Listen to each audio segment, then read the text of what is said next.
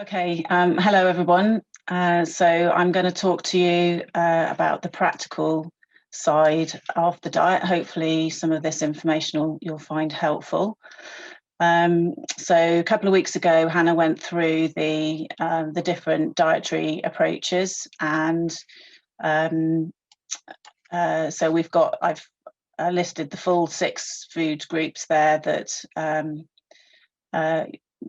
you might need to avoid all in one go, or there could be any combination of just the top 2 or maybe 4 of them. Of course, if you've got any known immediate food allergies, perhaps to any fruits or vegetables, then or other foods, then obviously you've got to continue avoiding those as well. I'm just wondering whether I can move this so that you can see the whole screen. Sorry, there might be the odd bit, I'll have to move that around. And so the baseline diet we'd be looking at doing for around 6 to 8 weeks in adults.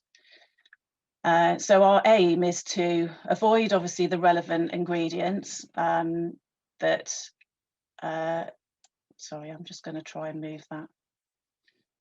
See if that works. So the aim is to avoid the relevant ingredients and foods, obviously checking labels carefully in order to improve your symptoms and reduce your eosinophil count, which ideally will be checked with a repeat biopsy at the end of the elimination period. And then we want to make sure whilst you're doing that you replace any of the foods and ingredients that are avoided, so that your diet's kept as varied and interesting as possible, and that all the nutrition that they would normally provide, all your nutrients are replaced, and you can still meet your individual requirements. Whoops, sorry. So in the UK and the EU countries, we've got quite good food allergy labelling legislation, which means that the top 14 allergens do have to be clearly labelled and highlighted on packaging. So the 6 that we're looking at come within that group. So I don't know whether you can see this, but this is a picture of a pot of coleslaw. So you can see maybe just up there that the egg is highlighted in bold. Mustard's highlighted as that's one of the 14, but not one that we're looking at avoiding necessarily. And then we've got double cream with milk in brackets there in bold, so it's clear, it's much easier to spot now. And then on the right we've got a label from the back of a pizza packet. So you've got the wheat, the cheese there is clearly labelled as being from cow's milk in brackets, and the wheat and milk a bit further down highlighted. So the labelling the legislation has made the things a little bit easier to find now if you're avoiding one of those 14 foods. For the purpose of the elimination diet for EoE, I wouldn't usually avoid or recommend that you avoid foods that have the may contain or made in a factory type of precautionary labelling, unless of course you are known to have had an immediate reaction to a particular food product that has had that labelling and the ingredients wasn't part of the ingredients. But for the purpose of EoE, I wouldn't usually avoid that degree of avoidance. So I'm going to go through each of the main groups with a bit more detail. So milk, first of all, we're talking about avoiding all animal milks and the lactose-free milk products, because those are contain the milk protein with just the lactose removed. So the products listed on the left, they're all sort of the more obvious products, and then on the right hand side you might have ingredients labelled as casein or whey something or other. So those are the main milk proteins, but as I said, in brackets that will say that it's got to be labelled as saying that it's from milk. As I said, the labelling legislation is quite clear, and in the UK and in the EU, it will be different in other countries. So you've got to be a little bit more careful if you travel abroad.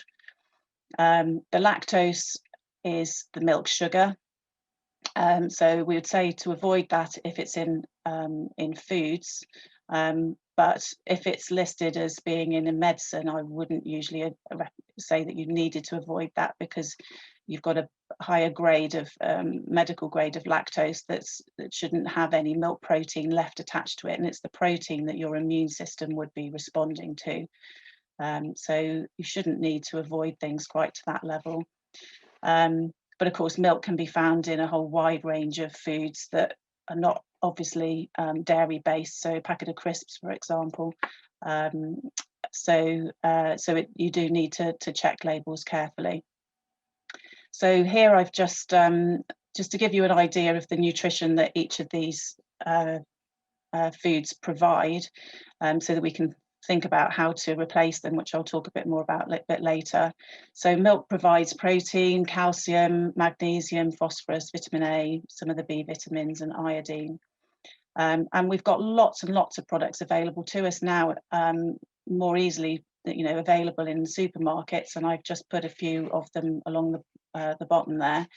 For the purpose of the 6 food elimination diet, the coconut-based ones, rice, oat and pea products would be suitable. Obviously not the soya one, unless you're just avoiding maybe the wheat and the milk. And the nut ones may or may not be suitable depending on the level of avoidance. And I've just listed some of the brands there. I've just also pointed out that the Oatly oat milk has a very low gluten content, but it's not completely gluten-free. So you may be advised to go for completely gluten-free products. So the Oat Dream and Glebe Farm products are completely gluten-free, but they haven't got the added calcium, whereas the Oatly does, and it's also got some iodine added. So that's something that might have to be discussed with your healthcare team. If you can, do try to choose the calcium fortified products, and if they've got iodine added, even better, particularly if this is something that of course you end up having to avoid long term. However, a lot of these plant-based products are much lower in protein and calories than cow's milk, so they're not nutritionally equal, but they will make life a lot easier. It means you can still have your cereal, you can still make milky sauces, you can still make a custard, you can, you've still got lots of choices to what you do with the milk products. But if your weight is already a bit low, on the low side, then you need to be thinking, right, how am I going to get the calories in if I'm not going to be having as much in the way of dairy products? So we can talk about that a little bit later in a bit more detail. So I've just found a whole range of products that would be suitable for the 6 food elimination diet on this slide. So we've got some of the spreads down the left hand side that's sunflower based or olive oil based. There's a couple of creams there, some yogurts and desserts, some ice creams. Some of them again will be calcium fortified and some won't be. So this drink is, this yogurt is, but these aren't, in the middle here. And then on the right hand side we've got some cheeses. So again, I've labelled some of them that do contain calcium. So if you can go for the calcium fortified ones, then great, that's all going to help.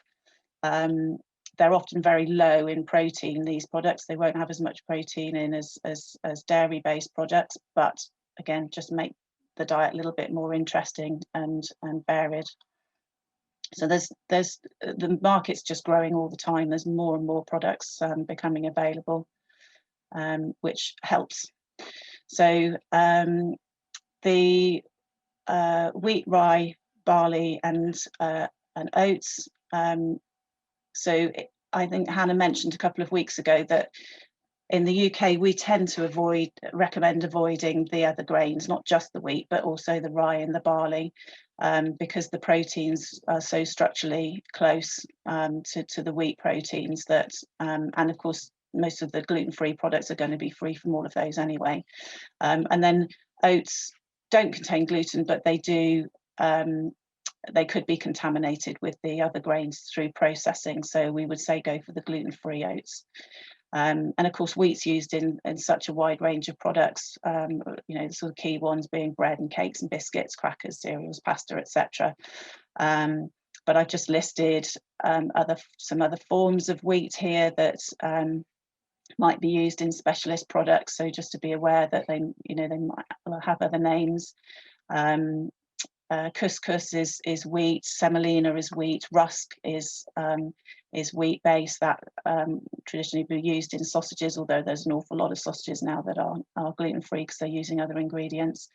And then some of the gluten-free products may use gluten-free wheat starch, so they would need to be avoided for the elimination diet.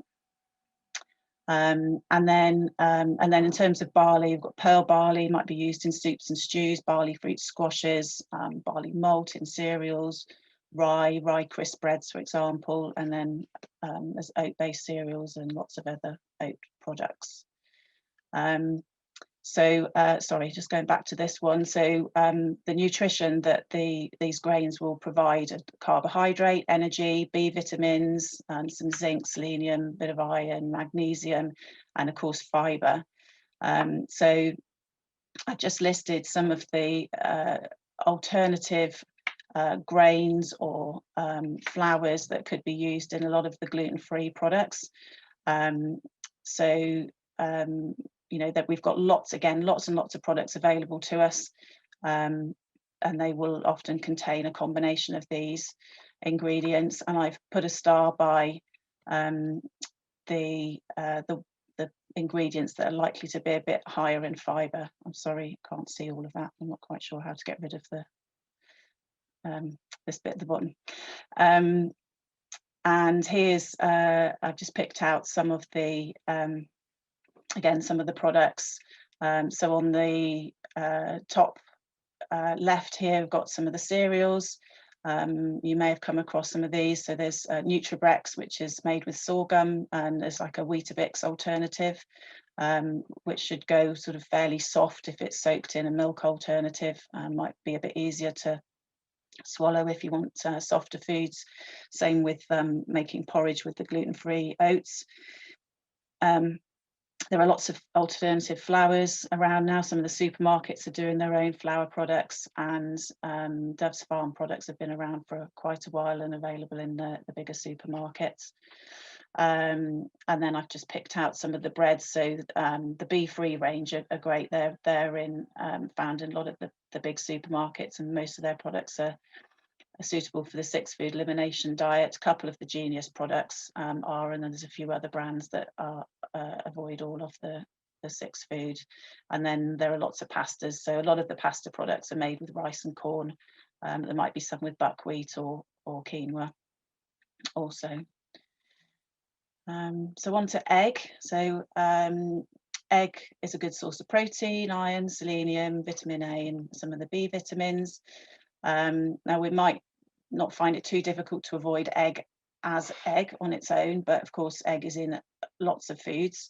Again, I've just listed some of the sort of different forms of egg, and we're looking at avoiding all birds' eggs, and then products that contain egg, so egg noodles, for example, or mayonnaise, or pancakes that will contain egg. But the good news is that there are lots of ways you can replace eggs, so you don't just have to avoid, you know, it can help keep the diet as varied as possible by finding alternatives so that you can still make cakes and desserts and things, which not only make the diet a bit more varied and interesting and enjoyable, but also again help just keep the calorie intake up and nutritional intake. So using, for example, pureed fruit, or coconut cream, or ground flax seeds work really well. Tablespoon added to 3 tablespoons of water, and they form into a gel, and they work really well as an egg replacement. Using agar powder with water whipped up for an egg white replacer, or aquafaba. I don't know whether any of you have tried that, but that's the liquid from tinned chickpeas or beans, or the liquid that they've been cooked in, and that can be used as an egg replacer as well. And I put the Vegan Society website there, so you can have a look at how that the suggestions they've got there as to what you can do with them. And then egg works as a raising agent as well, so things like bicarb and cream of tartar and baking powder will help your foods to rise. And then I've just listed again some of the egg replacer products. The market for these is growing all the time, so this one here I think is quite a new product. So some of them are pulse based, which I've just mentioned in case that's an issue, like one containing chickpea or pea protein. A lot of them are sort of starch based. We've got things like tapioca starch and potato starch in. This one's made with fortified nutritional yeast, and then we've got the aquafaba there in the corner. And then onto fish. So a bit easier, a bit more, probably less likely to have that accidentally, although just to be aware that Worcestershire sauce contains anchovies, yeah, got a whole wide range there of fish products and shellfish and mollusks, and they are a good source of, again, protein, iodine, zinc, phosphorus, selenium, and the fatty fish a good source of the fat soluble vitamins A and D and omega-3 fats. If you're taking fish oil supplements, I'd suggest swapping to the algae oil supplements as an alternative source of the omega-3 fats. And then lastly, nuts. So again, this might not be so much of an issue unless you're vegetarian, and in which case they may be quite a big part of the diet. So for a vegetarian, certainly useful form of protein, and quite a wide range of nutrients, and some of the omega-3 and omega-6 fatty acids as well. So I've just listed the common tree nuts and different names for the peanuts there. But again, these all have to be highlighted and labelled clearly on food products. So as I said, we've got to think about, well, how are we going to replace this nutrition? If we're taking all these foods out of the diet, what are we going to have instead?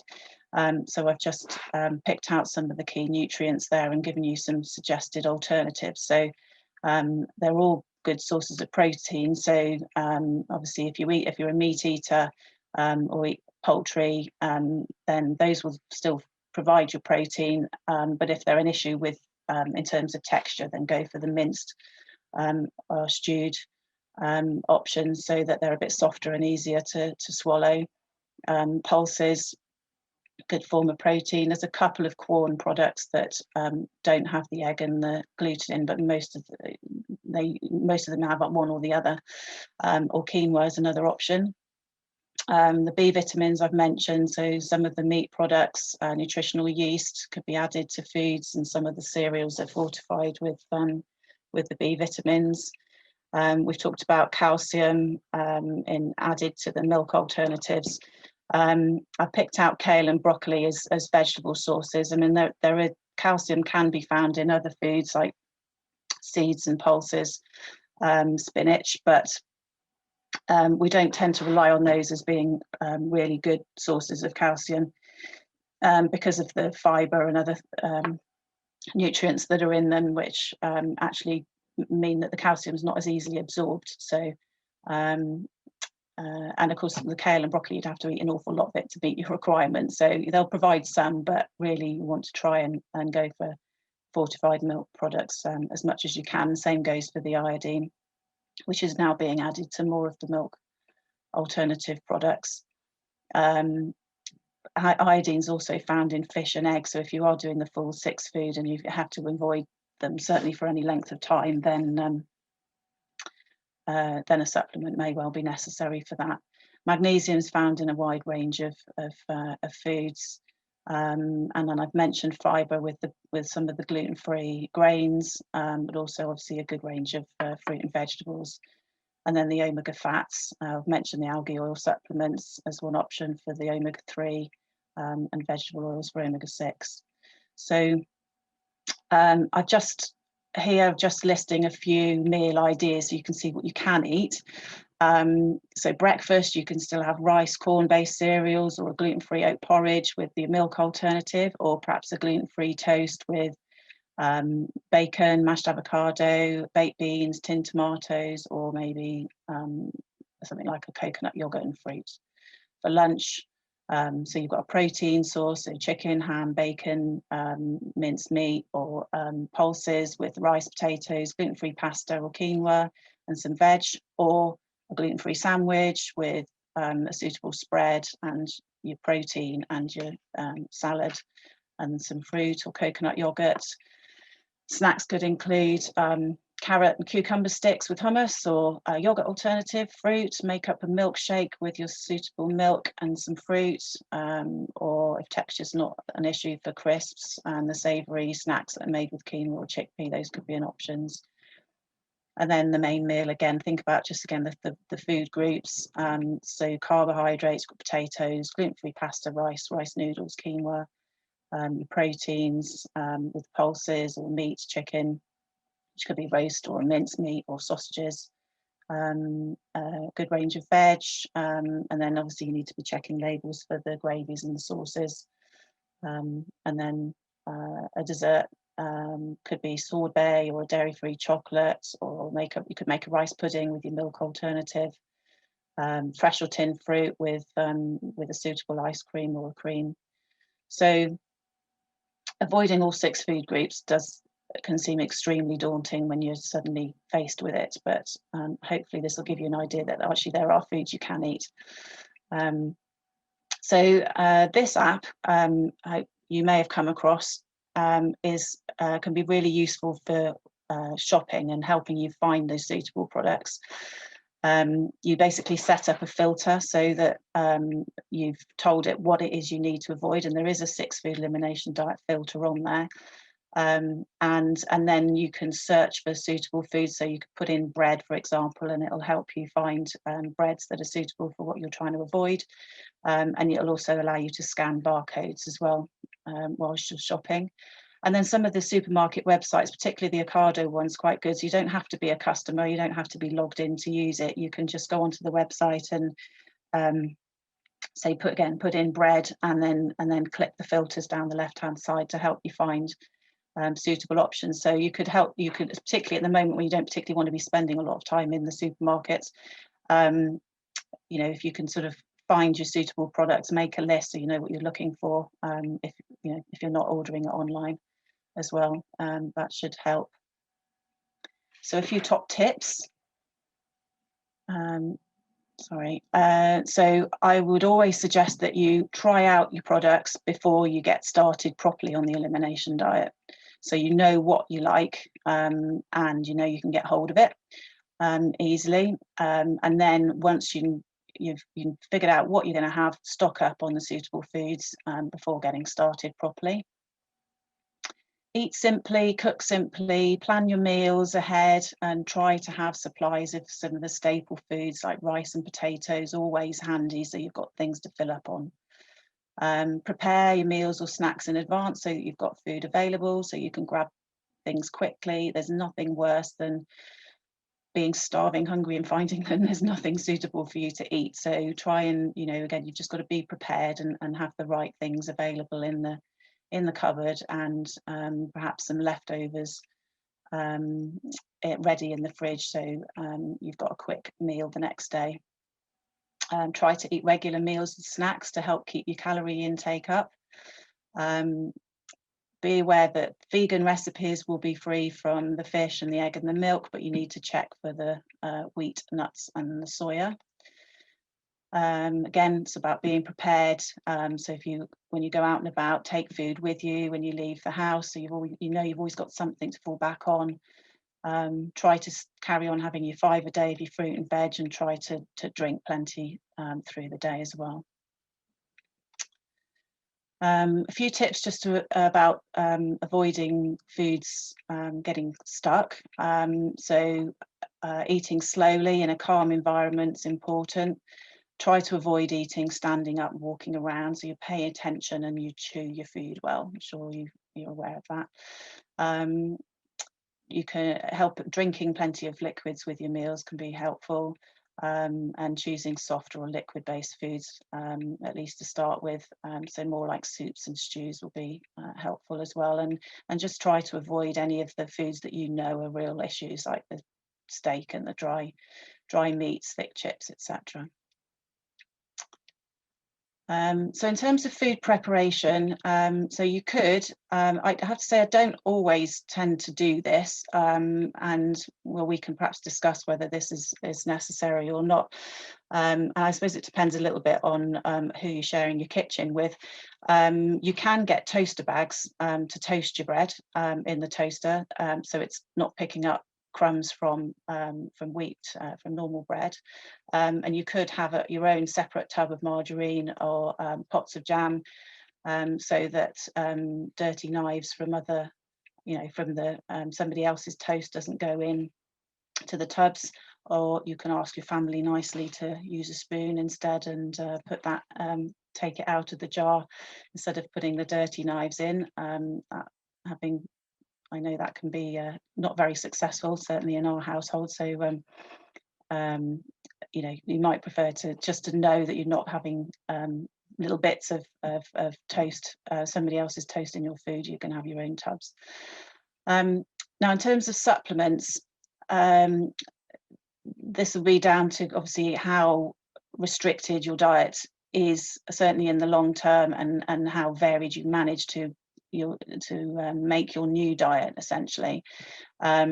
Certainly calcium, I would say, is often an issue, so do think about that. I've talked about that already in terms of trying to choose the calcium fortified alternatives. But if you're somebody, you perhaps haven't had milk or milk alternatives in a long time, and that suddenly having to include milk alternatives might not feel right, or feel appealing. So you may well need to take a supplement if you can't manage it through the diet. We'd always recommend to take everybody to take at least a 10 microgram supplement of vitamin D through the winter months, because we haven't got enough sunshine on us to go for our body to make vitamin D, which is what would normally happen in the summer months. Unless, of course, you're covered up in the summer as well, or you use a lot of sun cream, or you just don't go out in the sunshine very much, in which case you're taking it all year round will be needed. But that vitamin D is important for you to absorb the calcium. And of course, if swallowing tablets an issue, then you may prefer to take them in chewable or liquid form.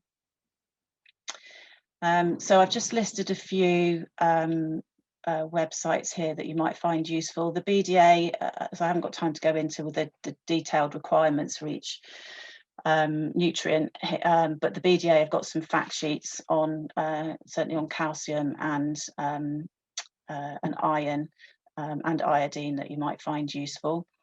Now, you mentioned travel there at the beginning there in the survey, and eating out. So of course, if avoiding these ingredients is a long-term thing, then if you're traveling, not that we're doing any traveling or eating out at the moment, but hopefully we will be at some point, looking for translation cards if you're going somewhere where English isn't the first language, or you don't speak the language. Having it written down so it's very clear what it is that you need to avoid. It's all about communication and making sure that whoever's preparing the food is clear as to what you need to avoid. And then there's a few websites that have put together some useful information for eating out and traveling as well there. The Celiac UK one obviously is focusing on the gluten, but not necessarily all of the ingredients, but they've got some useful information on there. And then there's a few websites here that I've just listed.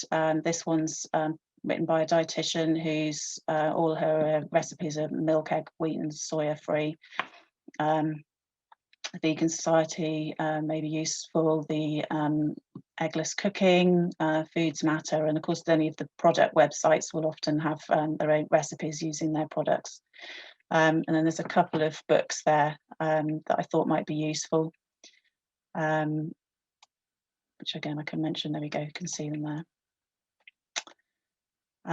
Right, and then lastly, to finish off, just a bit about the reintroduction. So you've done your elimination period for the 6 to 8 weeks, hopefully had another biopsy to decide whether it's been successful or not, and then you want to reintroduce each food group one at a time to determine whether you can tolerate any or not. There isn't really a consensus in terms of how long to leave between each reintroduction. I know when I've discussed this with colleagues, I think we're probably, doing different things. So it's something that you would need to be discussed with your healthcare team. But it could be somewhere between 2 and 8 weeks. So it can mean that the whole process is quite long, can be quite long. In terms of the order of reintroductions, this is what I would tend to do. I would usually go for the egg and the soya first, just because that helps to widen the options, particularly with the gluten-free breads. So you've got more options for those for a little bit longer. And then I tend to leave the wheat and the milk last, because we know those tend to be the more common triggers for a lot of people. As I said, ideally you'd have a biopsy after the reintroductions as well, and possibly even in between each food, ideally, so whether it's made a difference or not. But in practice, that's often not available, and it's obviously not really not nice for you to have to go through that every time. So again, you've got to agree with your consultant as to how much you reintroduce at a time. Often we're basing the effectiveness on symptoms, which, as Hannah said last time, is not ideal and not always reflective as to what's actually going on at a sort of cellular level. And we would usually suggest going straight in and testing a normal portion size rather than building up really slowly, unless you've actually had allergy testing in beforehand and found to be sensitized to something that you were eating before, in which case I might go for sort of baked small amounts and perhaps baked or processed forms first, because that would break the proteins down. So for example, that might be butter in a cake, so it's cooked to a high temperature, that may be tolerated, whereas milk as milk might not be. So sometimes that might be necessary to do it that way.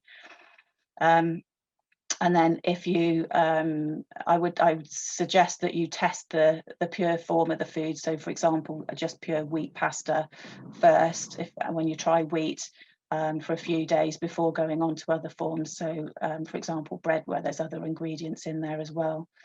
Of course, if you experience symptoms, then you need to stop eating the foods you've just reintroduced until your symptoms settle down. And the length of time that you do that for can vary depending on how bad the reaction has been, but you want to get back to a good few weeks of feeling well before you go on to the next food. And if you were unwell at the time of trialing something for another reason, and you're not entirely sure, then it's worth retrying it, or at least going on to the next food and coming back to it. Okay, so that covers my talk. Yeah. We've had some fantastic questions come up. One that I've always wondered actually is vinegar. Tell us about vinegar. What do you know about vinegar? When you go to use a vinegar product, what should we know and what shouldn't we know when you're looking at free-from diets? Yeah, well, yeah, so vinegar, so there are products that will say that in brackets, the barley, for example, will be highlighted, won't it, for malt vinegar. But actually the gluten, it's been so processed that the gluten's been removed. So something like vinegar will be fine. It won't contain the gluten. So actually, yes, that's something I could have said. That the Celiac UK website is really useful for that. There's a section on the frequently asked questions. So those things that are not entirely clear, you know, because everything has been highlighted, there will be some ingredients that actually don't need to be avoided because they've been so processed that there's no gluten left in them. So the Celiac UK website might be useful as another source of information for that. I know somebody's given some good tips down the side about different breads and stuff to use, so that's answered some of the questions. And I know that B-free is one of the only ones that is egg-free. Is there any other recommendations there for egg-free breads that are on the market? The egg without egg is the biggest challenge, isn't it? It is. I think I put a couple of the Genius products there. Most of them aren't suitable, but I think the wraps and the pittas were okay. As do they sound egg-free? Do they? Okay. Yeah. And I think the most important thing to remember about all breads is make sure you warm it up, because it makes the world of difference. If you have it straight out the packet, it's not great. And the pittas are actually better than the breads, I think, sometimes, because you can freeze them and use them straight away.